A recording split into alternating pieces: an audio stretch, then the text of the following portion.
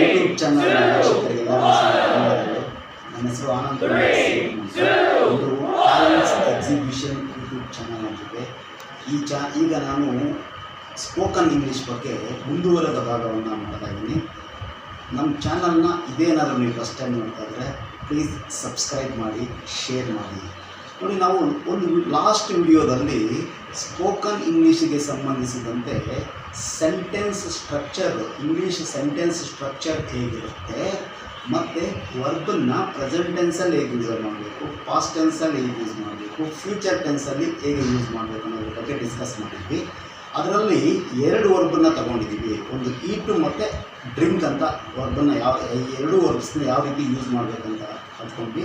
ಈಗ ಅದರ ಮುಂದುವರೆದ ಭಾಗದಲ್ಲಿ ನಾವು ಕಮ್ ಮತ್ತು ಗೋ ಎನ್ನುವಂಥ ವರ್ಬ್ಸ್ನ ಪ್ರೆಸೆಂಟ್ ಟೆನ್ಸಲ್ಲಿ, ಪಾಸ್ಟ್ ಟೆನ್ಸಲ್ಲಿ ಮತ್ತು ಫ್ಯೂಚರ್ ಟೆನ್ಸಲ್ಲಿ ಹೇಗೆ ಯೂಸ್ ಮಾಡಬೇಕು ಅಂತ ಈಗ ನೋಡೋಣ. ಈಗ ನೋಡಿ, ಕಮ್ಗೆ ಕಮ್ ಪ್ರೆಸೆಂಟ್ ಟೆನ್ಸ್ ಅಂದರೆ ಏನು, ಕೆಲಸ ಈಗ ನಡೀತಾ ಇರೋದು. ಈಗ ನಾನು ಬರ್ತಾ ಇದ್ದೀನಿ ಅಂತ ಹೇಳಬೇಕಾದ್ರೆ ಐ ಆಮ್ ಕಮ್ಮಿಂಗ್ ಅನ್ನಬೇಕು. ನಮ್ಮಪ್ಪ ಬರ್ತಾ ಇದ್ದಾರೆ ಅನ್ಬೇಕಾದ್ರೆ ಮೈ ಫಾದರ್ ಈಸ್ ಕಮ್ಮಿಂಗ್ ಅನ್ನಬೇಕು. ಅಂದರೆ ಪ್ರೆಸೆಂಟ್ ಟೆನ್ಸಲ್ಲಿ ಈಗ ನಡೀತಾ ಇರೋ ಕೆಲಸ ಹೇಳಬೇಕಾದ್ರೆ ವರ್ಬ್ಗೆ ING ಸೇರಿಸ್ಕೊಬೇಕು. ನೆಕ್ಸ್ಟ್ ವರ್ಬ್ ಯಾವುದಪ್ಪ ಅಂದರೆ ಗೋಗೆ ಪ್ರೆಸೆಂಟ್ ಟೆನ್ಸಲ್ಲಿ ಹೇಗೆ ಹೇಳ್ಬೇಕಂದ್ರೆ ಗೋಯಿಂಗ್. ನಾನು ಹೋಗ್ತಾ ಇದ್ದೀನಿ ಅನ್ಬೇಕಾದ್ರೆ ಐ ಆಮ್ ಗೋಯಿಂಗ್ ಅಂತ ಹೇಳಬೇಕು. ಪ್ರೆಸೆಂಟ್ ಟೆನ್ಸ್ ಆಯಿತು. ಈಗ ಸ್ವಲ್ಪ ವೆರಿ ಇಂಪಾರ್ಟೆಂಟು, ನೀವು ಪಾಸ್ಟ್ ಟೆನ್ಸಲ್ಲಿ ಹೇಗೆ ಯೂಸ್ ಮಾಡಬೇಕು ಅನ್ನೋದನ್ನು ನೀಟಾಗಿ ಅರ್ಥ ಮಾಡ್ಕೊಬೇಕು. ವರ್ಬನ್ನು ಪಾಸ್ಟ್ ಟೆನ್ಸಲ್ಲಿ ಯೂಸ್ ಮಾಡಬೇಕು ಅಂತ. ಈಗ ನಾನು ಬಂದೆ ಅನ್ಬೇಕಾದ್ರೆ ಕಮ್ಗೆ ಪಾಸ್ಟ್ ಟೆನ್ಸ್ ಏನಾಗುತ್ತೆ, ಕೇಮ್ ಆಗುತ್ತೆ.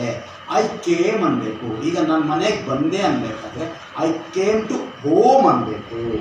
ಈಗ ಪಾಸ್ಟ್ ಟೆನ್ಸು ನಾನು ಮನೆಗೆ ಹೋದೆ ಅನ್ಬೇಕಾದ್ರೆ ಈಗ ಹೋಗಿದ್ದಾಯ್ತಲ್ಲ, ಇಲ್ಲಿ ಗೋ ಅನ್ನೋಂಗಿಲ್ಲ. ಪಾಸ್ಟ್ ಟೆನ್ಸಲ್ಲಿ ಕೆಲಸ ಆಗೋಗಿರೋದ್ರಿಂದ ಗೋಗೆ ಪಾಸ್ಟ್ ಟೆನ್ಸ್ ಏನಾಗುತ್ತೆ, ವೆಂಟ್ ಆಗುತ್ತೆ. I went to home. ಈಗ ಗೊತ್ತಾಯ್ತಲ್ವಾ ಪಾಸ್ಟ್ ಟೆನ್ಸ್ ಹೇಗೆ ಯೂಸ್ ಮಾಡಬೇಕಂತ. ಈಗ ನೆಕ್ಸ್ಟು ಫ್ಯೂಚರ್ ಟೆನ್ಸಲ್ಲಿ ತುಂಬ ಸುಲಭ. ನೆಕ್ಸ್ಟ್ ಕೆಲಸ ಮಾಡಬೇಕಾದ್ರೆ ವರ್ಬ್ಗೆ ಏನಿಲ್ಲ, ವಿಲ್ ಸೇರಿಸ್ಕೊಂಡ್ಬಿಟ್ರೆ ಸಾಕು.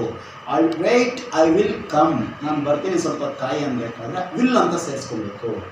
ವೇಟ್, ಐ ವಿಲ್ ಗೋ ಅಂದರೆ ಆಮೇಲೆ ನಾನು ಹೋಗ್ತೀನಿ ಅಂತ. ಈಗ ನಾವು present tense, past tense, future ಟೆನ್ಸಲ್ಲಿ ವರ್ಬ್ಸ್ನ ಹೇಗೆ ಯೂಸ್ ಮಾಡಬೇಕು ಅಂತ ತಿಳ್ಕೊಂಡ್ವಿ. ಈಗ ನೀವು ಮಾಡಬೇಕಾಗಿರುವಂಥ ಕೆಲಸ, ಈಗ ನಾನೊಂದು 2 ವರ್ಬನ್ನು ಹೇಳಿದ್ದೀನಿ, ನೀವು ಒಂದು 2 ವರ್ಬನ್ನು ಪ್ರಾಕ್ಟೀಸ್ ಮಾಡಬೇಕಾಗುತ್ತೆ.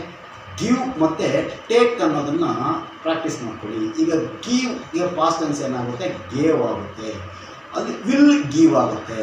ಮತ್ತು ಟೇಕ್ಗೆ ಪ್ರೆಸೆಂಟ್ ಟೆನ್ಸಲ್ಲಿ ಟೇಕಿಂಗ್ ಅನ್ನಬೇಕು. ಐ ಆಮ್ ಟೇಕಿಂಗ್, ನಾನು ತಗೊತಾ ಇದ್ದೀನಿ. ಟೇಕ್ಗೆ ಪಾಸ್ಟ್ ಟೆನ್ಸ್ ಏನಾಗುತ್ತೆ, ಟುಕ್ ಆಗುತ್ತೆ. ಆಮೇಲೆ ತಗೊತೀನಿ ಅನ್ನೋದನ್ನ ವಿಲ್ ಟೇಕ್ ಅಂತ ಹೇಳಬೇಕು. ಇವೆರಡನ್ನೂ ಸಹ ನೀವು ಪ್ರಾಕ್ಟೀಸ್ ಮಾಡಿ ಸಮಯ ಸಂದರ್ಭ ಬಂದಾಗ ಯೂಸ್ ಮಾಡ್ಕೊಳ್ಳಿ. ಆಗ ನೆಕ್ಸ್ಟ್ ಇನ್ನೂ ನೀವು ಫ್ಯೂಚರಲ್ಲಿ ಈ ಒಂದು ಕಾನ್ಸೆಪ್ಟನ್ನು ಇವತ್ತಿಗೆ ನಾವು ಮುಗಿಸೋಣ. ಇದು ಮುಗಿಸೋದಕ್ಕಿಂತ ಮೊದಲು ಫಸ್ಟ್ ನೀವೇನು ಮಾಡ್ತೀರಪ್ಪ ಅಂದರೆ, ಈಗ ಯಾವುದೇ ಒಂದು ವರ್ಬ್ಗೆ ಪಾಸ್ಟ್ ಟೆನ್ಸು ಕೆಲವೊಂದು ವರ್ಡ್ ಚೇಂಜ್ ಆಗಿರುತ್ತೆ. ಈಗ ಕಮ್ಗೆ ಪಾಸ್ಟ್ ಟೆನ್ಸ್ ಏನಾಗುತ್ತೆ, ಕೇಮ್ ಆಗುತ್ತೆ. ಗೋಗೆ ಏನಾಗುತ್ತೆ, ವೆಂಟ್ ಆಗುತ್ತೆ. ರನ್ಗೆ ರ್ಯಾನ್ ಆಗುತ್ತೆ. ಈಟ್ಗೆ ಏಟ್ ಆಗುತ್ತೆ. ಜಾಸ್ತಿ ಸಲ ಪಾಸ್ಟ್ ಟೆನ್ಸ್ ಏನಾಗುತ್ತಪ್ಪ ಅಂದರೆ ವರ್ಬ್ಗೆ ED ಸೇರಿಸ್ಕೊಂಡ್ರೆ ಸಾಕು. ಜಾಸ್ತಿ prepared, visit, visited, stopped, looked.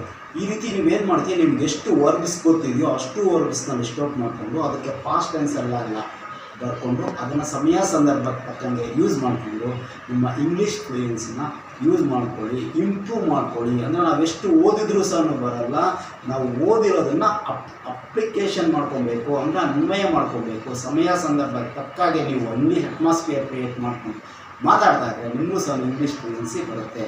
ಇಲ್ಲಿವರೆಗೂ ನನ್ನ ವಿಡಿಯೋನ ವಾಚ್ ಮಾಡೋದಕ್ಕೆ ಧನ್ಯವಾದಗಳು.